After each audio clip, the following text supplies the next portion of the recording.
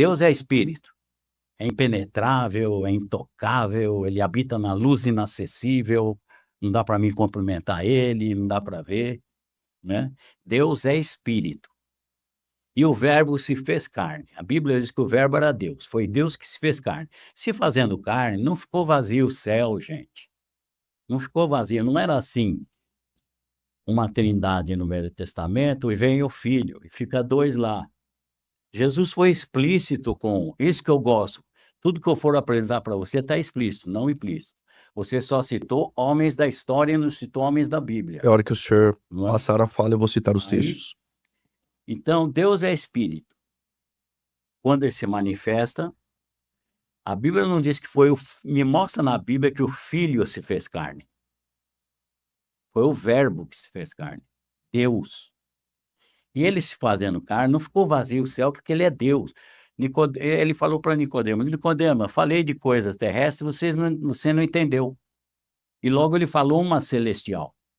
Ninguém, quando Jesus fala, ele fala para valer. Eu confio nele. Ninguém é ninguém, certo? Subiu ao céu. Senão o que desceu do céu. O Filho do Homem que está no céu. Como que Jesus estava no céu se ele estava conversando com Nicodemos? É porque ele é Deus. Então, por que ele precisava orar para uma outra divindade da Trindade e não para a sua divindade?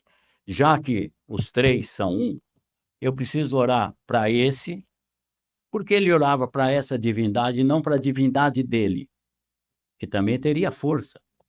Só estou falando para quem crê na Trindade, sim. Então vamos lá. Textos que o senhor citou. O primeiro foi Deuteronômio 32, versos 39. Eis agora, não há um outro Deus além de mim. Eu firo, eu curo, eu mato e faço viver. Nós não negamos que existe um único Deus verdadeiro. Nós não negamos que não há um outro Deus. Na verdade, o Pai é Deus, o Filho é Deus e o Espírito Santo é Deus. Três deuses? Há um único Deus verdadeiro. Não. Agora, eu preciso concluir. O senhor falou, mas eu preciso concluir. Não, eu sei. Você falou que a gente é quase um tapado por desconhecer a história, esse negócio. Agora, falar que três é um, matematicamente já está fora de lógica. Não é? Então vamos lá. Sim, vamos ver se está fora de lógica. Poderia me responder só uma pergunta? Me explica a Trindade assim. Como é que ela funciona? Se os três conversam entre si, se eles têm essa autonomia, têm hierarquia ou não, os três são iguais, não são iguais, como é que eles vivem? O Pai, o Filho e o Espírito Santo é um único Deus que subsiste em três pessoas. Nós temos esse relacionamento entre as três pessoas. Na criação, por exemplo, nós temos o Pai, Deus, ele tem o plano de criar, o verbo é o haja, a palavra, e o Espírito Santo paira sobre a face das águas. Nós temos também, não só na criação, mas também na redenção.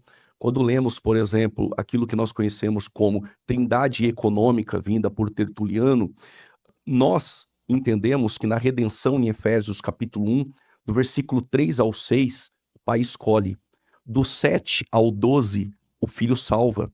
O 13 e o 14, o Espírito Santo santifica. Nós temos um único Deus que subsiste em três pessoas, coiguais, coeternos e tem mais, atributos incomunicáveis e naturais. O Pai é criador, o Filho é criador, o Espírito Santo é criador. Gênesis 1, versos 1, no princípio criou Deus, o Pai é criador. Nós temos Colossenses 1,16, o Filho criou todas as coisas visíveis e invisíveis. Está falando ali de Jesus. João capítulo 1, versos 3, sem ele nada do que foi feito se fez. Estamos falando de Jesus. O Espírito Santo no Salmo 104, versos 30, ele é criador. Logo, estamos falando que o Pai é Deus, que o Filho é Deus e o Espírito Santo é Deus. Mas não são três deuses. É um único Deus que subsiste em três pessoas. Exatamente. Vou lhe dar um exemplo disso. Quando Jesus Cristo está orando ao Pai em João 17, o que ele disse? Pai, devolva aquela glória que eu tinha contigo antes que o mundo existisse. Nós temos duas pessoas. A glória que eu tinha contigo, exatamente. A glória que eu tinha contigo. Estamos falando de duas pessoas. E Jesus, ele vai dar essa glória àqueles que o Pai o deu.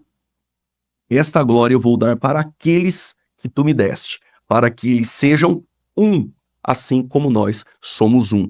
O corpo de Cristo, nós falamos de um único corpo, mas Paulo diz que somos muitos membros, mas um só corpo. É exatamente isso que ocorre. As pessoas na Trindade se relacionam, há um relacionamento, Não, e isso é, são idólatras, gente. não, isso é comprovado biblicamente. Possível. Isso é comprovado biblicamente.